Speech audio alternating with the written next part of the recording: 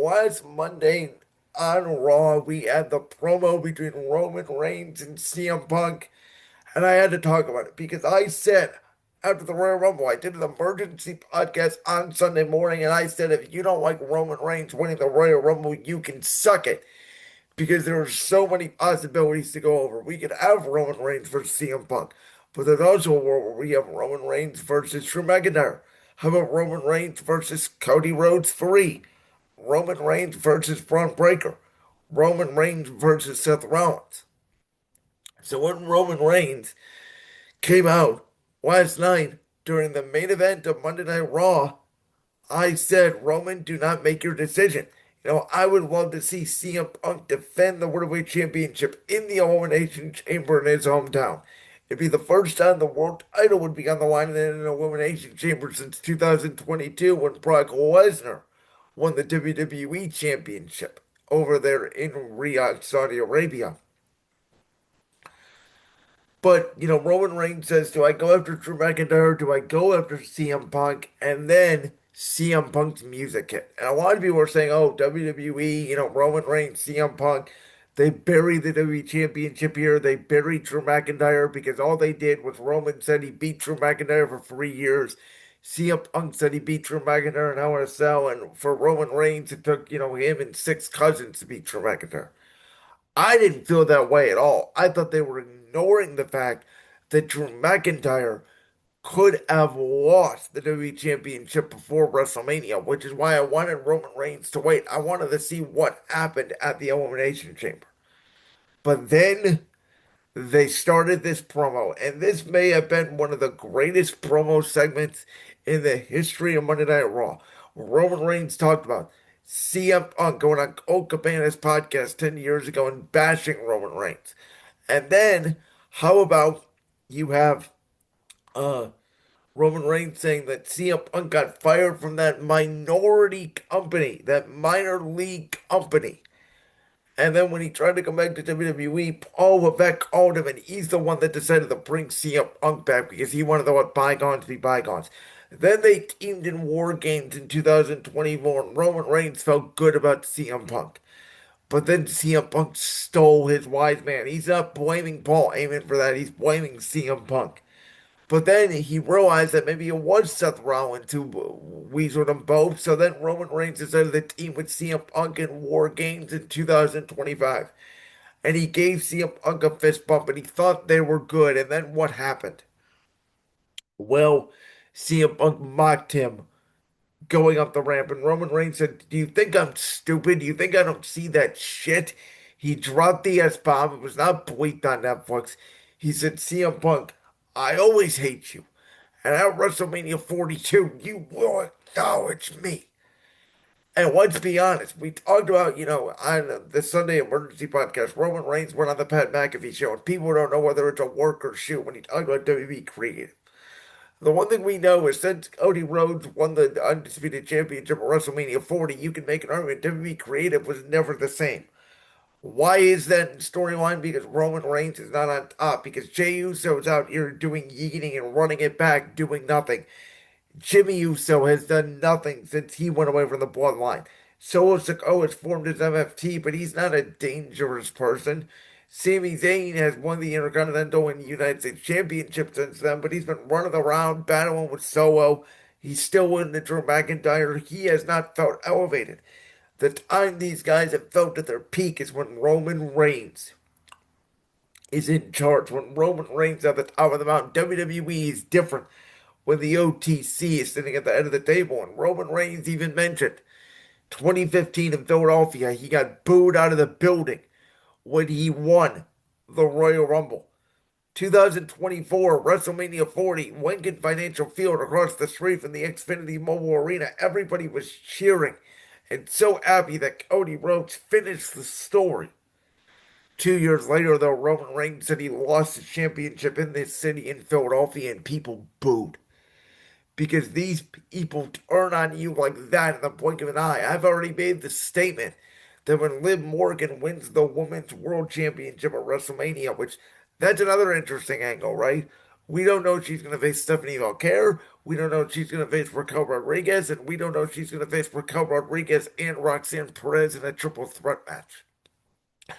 By the way, fantastic street fight last night on Raw between Stephanie Vergara and Raquel Rodriguez, and Liv Morgan costing Raquel Rodriguez the Women's World Championship. Again, we don't know whether that's going to lead to Raquel potentially getting the title back before WrestleMania or not.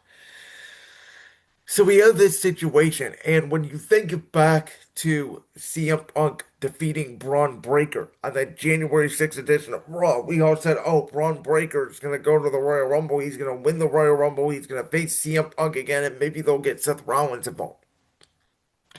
What if they don't? What if the Masked Man, there's a lot of theories running around the internet, what if Paul Heyman knew about the Masked Man?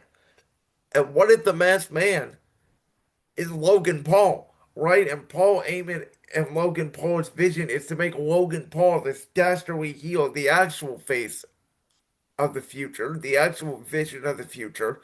Because Braun Breaker is getting baby faces and reactions already. What if you do Braun Breaker versus Logan Paul at WrestleMania? We already have Brock Lesnar versus Obafemi seemingly locked in. Obafemi's a massive star. Gunther is a POS. Last night when he came out with AJ Styles' theme music, I literally flipped him off. I said on Sunday's emergency podcast, Gunther is the best heel in the business because he makes me feel something. Because Gunther is one of the last original heels in the professional wrestling business.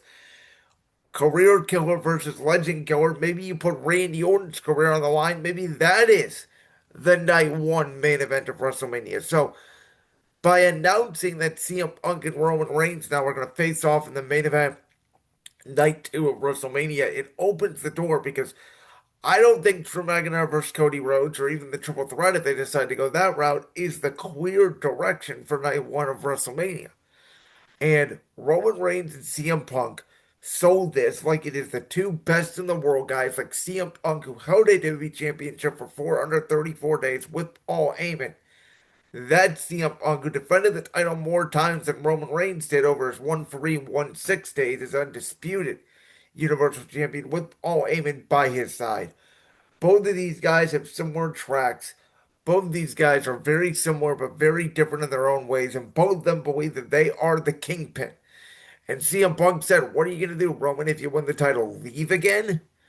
And I do think one of the stories they could tell here is Roman Reigns defeating CM Punk, Roman Reigns sticking around, Roman Reigns making the World Championship as valuable as he made the Undisputed Championship, and Roman Reigns starting this feud potentially with Jey Uso, who has been doing this run it back bull crap, and everybody's eating in fun, but Jey doesn't feel like a serious world champion contender now.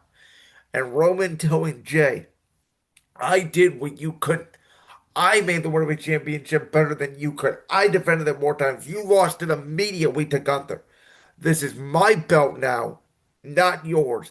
And you could not defeat CM Punk at the November 1st, 2025 edition of Saturday Night's Main Event and get this title back, where I could. And so I do think that's a possibility. Yes, I would have loved for there to be more drama. I would have loved for there to be, Cody Rhodes, Drew McIntyre, Jacob Fatu, number one, or excuse me, WWE Championship match at Elimination Chamber. You have Roman Reigns come out to the ring, CM Punk, the champion on one shoulder, and either Drew or Cody, the champion on the other shoulder, and have Roman Reigns make his choice. And there would have been a lot of drama to that match. But if Roman Reigns still chose CM Punk, then what do you do for the Undisputed Championship if you already run the triple threat at Elimination Chamber? And I think that's the issue that WWE ran with, and that's why they decided. I said, WrestleMania 41 for a lot of people last year fell flat, not only the card, but the actual show itself. You got to make WrestleMania 42 feel different. Even though these two already had a match involving Seth Rollins at WrestleMania 41, that was over the possession of the wise man. This is just about who is better than the other, who is the world champion, who is the best in the world, and not just at wrestling, at being a sports entertainer, being on the mic, at leading WWE, and being the next QB1 behind Cody Rhodes. Is it Roman Reigns or is it CM Punk? We know the best professional wrestler on the planet is Gunther. CM Punk and Gunther already had that feud at SummerSlam. This is different. This is refreshing. That was one of the best promo battles I've seen in a while, and I cannot wait to see this main event night two of WrestleMania. And there's a lot of different directions we could go for night one. And again, folks, don't forget, there's a lot of time. There's 6 weeks from the Elimination Chamber to WrestleMania. There's 4 weeks in the Rumble to the Chamber. So we have 10 weeks. They're starting Elimination Chamber qualifying matches next week. There's going to be a lot of twists and turns that we have on the road to WrestleMania. What we think right now is the path to WrestleMania is not actually going to be the path, but this is a great starting point. Like that clip from the Brand's World podcast? If so, make sure you go down there and hit that subscribe button. While you're down there hitting the subscribe button, make sure to also hit the notification bell so you never miss another upload. And make sure you check out all the other clips from the Brand's World podcast right here on YouTube.